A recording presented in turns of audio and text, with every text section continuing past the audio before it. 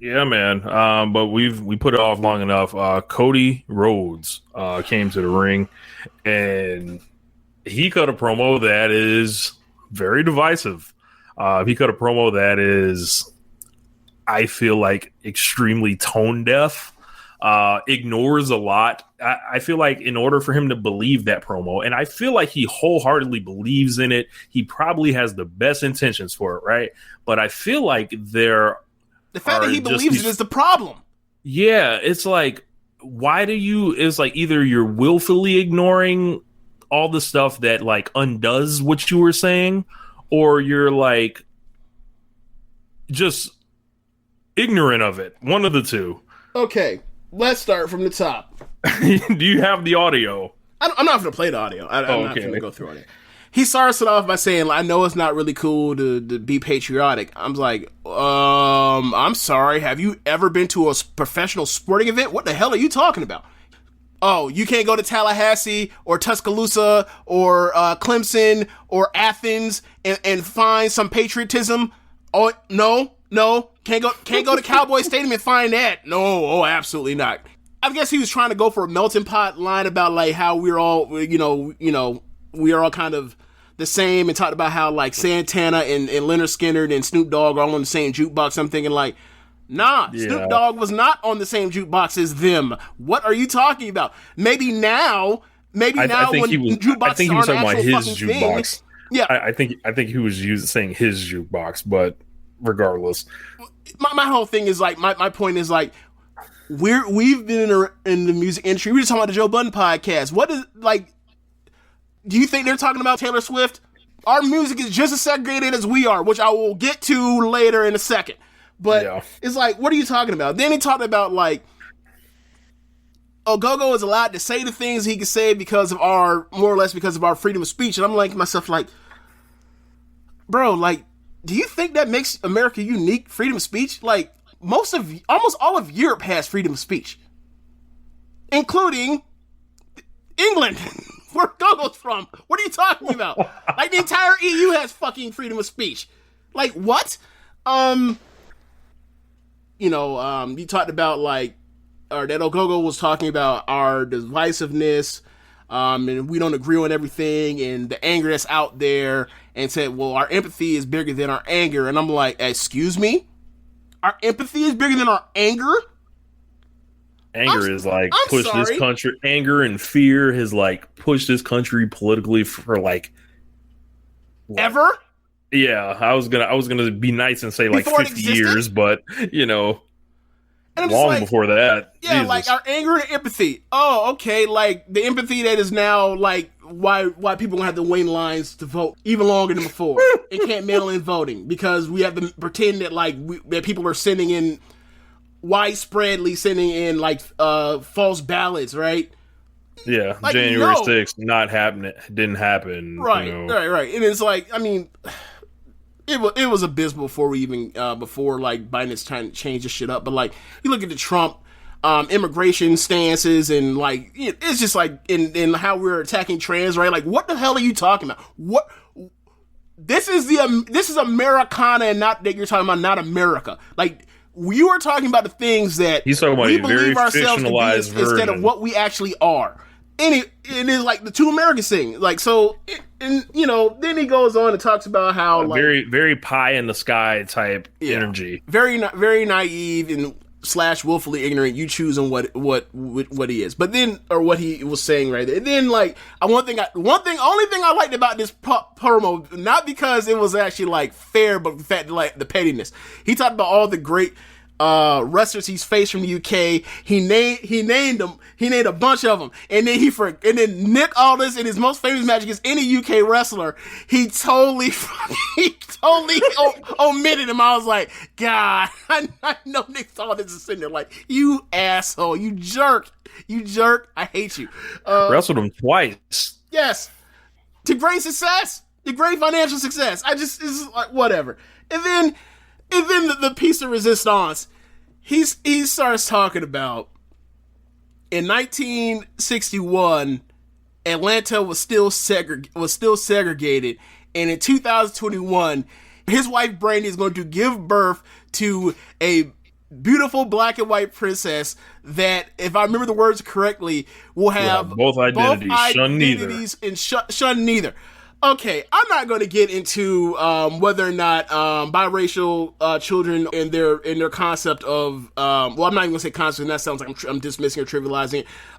Dual identities or whatever else. I'm not even going to get into that. That's for another total discussion that I would not have in front of on this podcast. I just will not. Like no, I'm not going to go through it. So, Rich,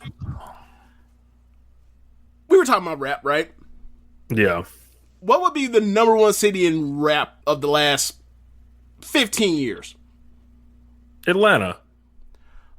Okay, when a lot of these Atlanta rappers, and they talk about their background and parts of the city they're from. What did they talk about? They're from what? Where? Zone 4. They talk about the 6 Atlanta zones, right?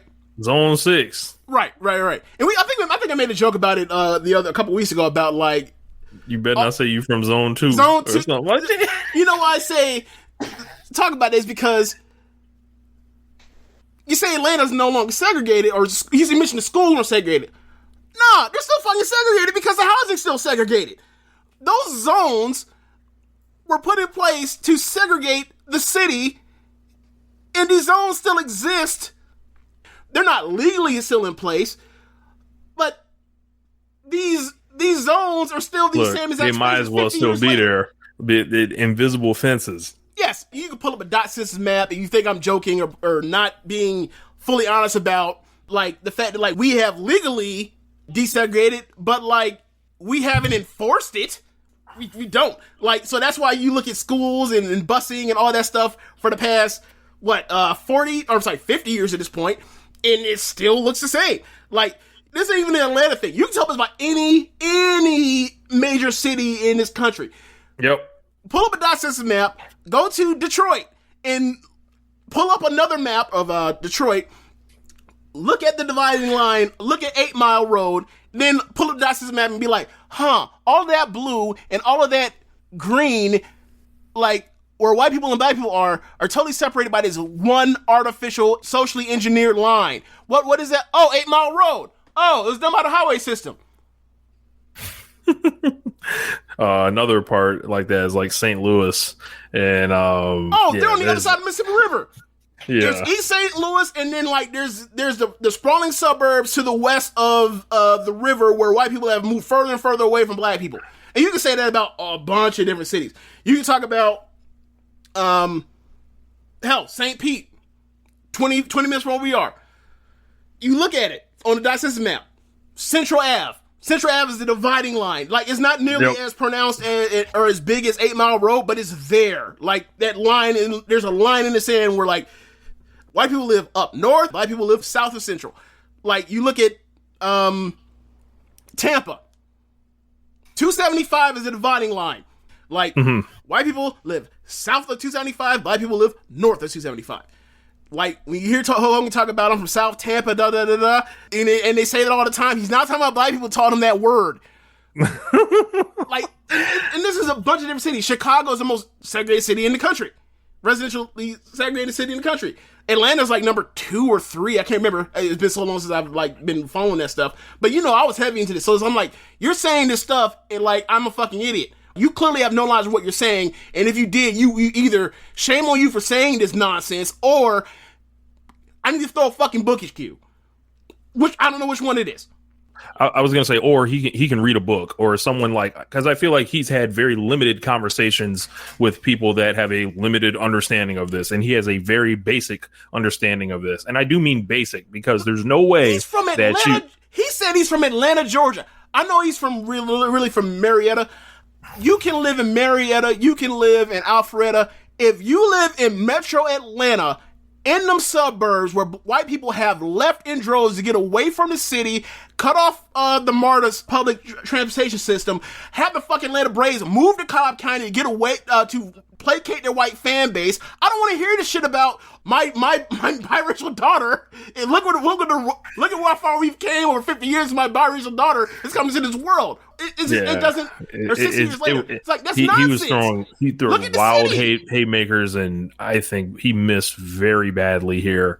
Was just, and then like you talk about a go-go, and this guy's like a black guy. He's saying this about his daughter while I guess like forgetting the part where like he's wrestling another person that is biracial like his daughter will be. What are you talking about? This is I don't want to say it infuriated me, but I was like, yo, this is just like a stunning lack of self-awareness. This doesn't hold up to any bit of scrutiny, and you're a babyface, and you're doing a xenophobic promo. Like, I do think people calling him like a white nationalist, saying he's doing a white nationalist promo, or being a bit hyperbolic, but it's like, I don't know. I feel like I know what Cody kind of gets down with and stands for a little bit, and I sincerely think he operates with, he thinks he's doing the right thing, and it's just like, I just think he needs to learn more and listen more still, and that's a tough thing I think to hear, because he probably feels like he has listened and he has put quote unquote did the work or whatever, but there's always more work to do to with this kind of stuff. As far as doing the work goes, I don't know what to say to that. I don't want to bring this up. I don't know what to say to that after I read Brandy's Twitter response, because that Twitter response makes me think a lot of different things about her. Some that she has been accused of, and like I have stayed away from, because it's like she's getting a lot of in this time. People will put your feet to the fire for you to stand up for, or for you to show what you believe in, right? Like, there's a reason why all these Texas companies have came out recently and said, like, we are against all this voter suppression bills that are happening in the Texas congressional floor. So everybody wants to know where people lie and stand on stuff, and like, obviously Brandy has in all of this, and Brandy has taken it and turned it into, I don't want to answer it because anything I say will get people to blow up on me, which is absolutely true. And I'm not even gonna say no, but to move on. I just now, after seeing her response, I think that we have a bit more of an answer. I think we do.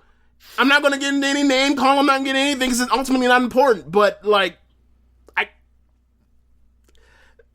I see the steez. I see what she says online, and like, okay, all right, and like, whew, boy, I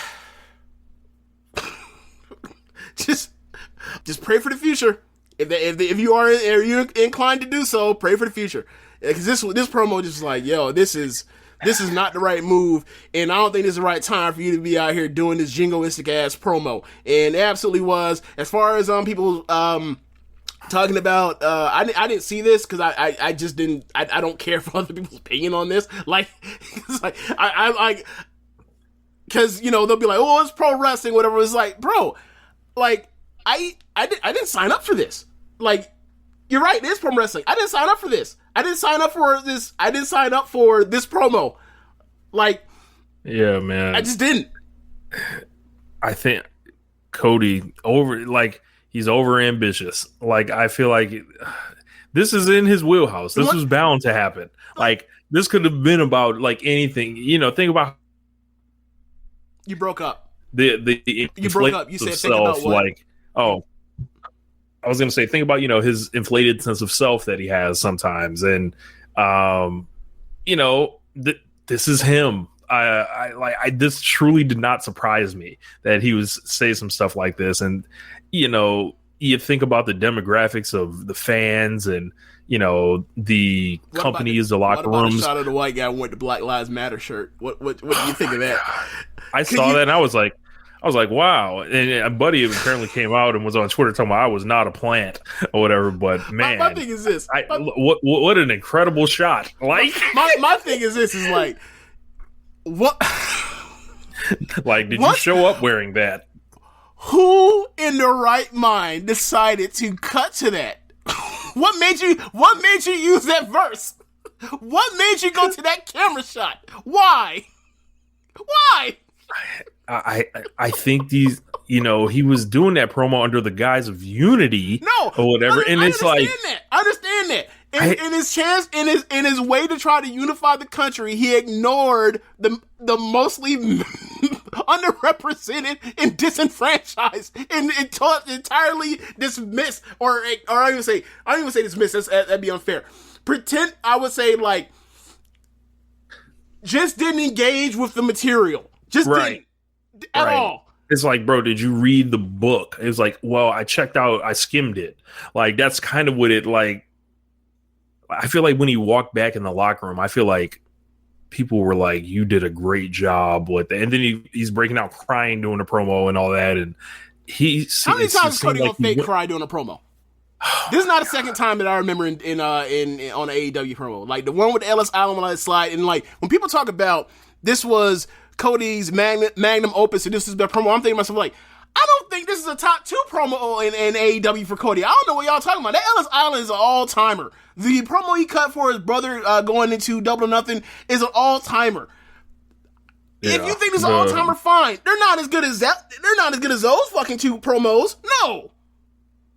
I feel like there's just way too much to... Even if you liked it.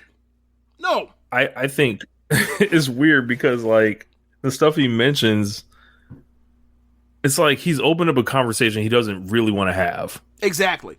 Like, and it's like, if you want to do that, I feel like it requires more than a basic understanding of what he has. And he's probably getting patted on the back for this by whoever, you know, maybe his brother standing there when he walks saying, oh, that was awesome, you know, kid, or some shit like that. And it's just like, none of this is going to be resolved really, and it's just like you hope they just go away from it and don't bring it up again.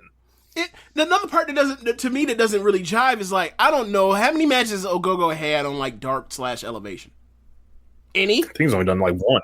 Okay. I think he's done 1 or 2. So am I missing like this go home level promo for like the literally like act 2 of their entire thing? Like, where does he? I don't understand. How did he come? One just dropped tonight on.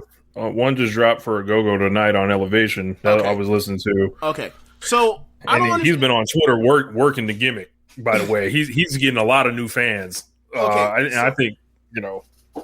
I'm trying to get an understanding of how does he go from a guy that happens to be from another country, puts a flag over you, to then like talk about like his work visa and the American dream and everything else. It's like, he didn't say any of that. He just dropped the flag on you. He didn't say, I mean, and then he talked about this stuff. It's like, is he talking about this stuff on Twitter when he talked about this for Heat? Because it's like, bro, like, I'm completely, like, clueless as to what the fuck he's talking about before he even gets to this point. Like, how did we get here so fast out of nowhere with nothing that's ever been referenced before on Dynamite? What is this? And then it's like, then he goes into this stuff while he's doing this. I'm like, huh? How do you build up this nationalistic feud when, like, I've never heard the person that's being built as the heel say anything bad about this country that I recall, or even related to it coming to you. Like, I understand he punched you in the gut a few times. I understand that part. But where did this Americana stuff come from? I don't know. It was like, except for the flag, and like, you brought a sledgehammer for something that was like ant level stuff. It was completely what's it called, overreaction for what we've seen so far, and plus all the other stuff we just went over. So I was like, I don't understand. Wrong time, wrong place, wrong promo. Like, y'all got to go through a whole lot more to even get to here. And I'm not necessarily agreeing with, or I'm damn sure not agreeing with the stuff you said, even if this was further down the line. I just like, what is this? What is this? Yeah. This is a hot shot ass promo.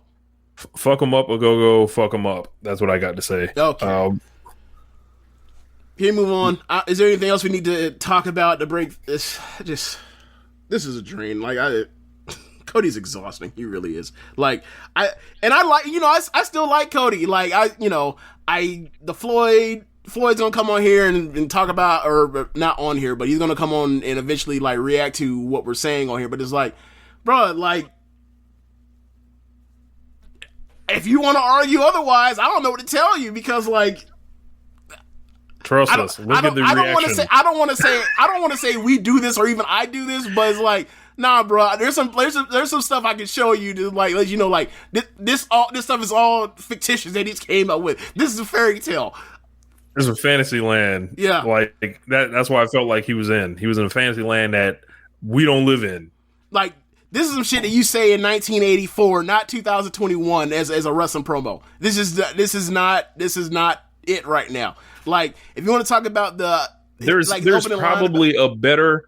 I feel like there's a more well-read, better promo in him about all that same shit. And I think people were like, "Yo, this is a problem," and like, we were expecting a lot fucking better from you, a lot fucking better. So, I mean, that's really all I have to say. Yeah.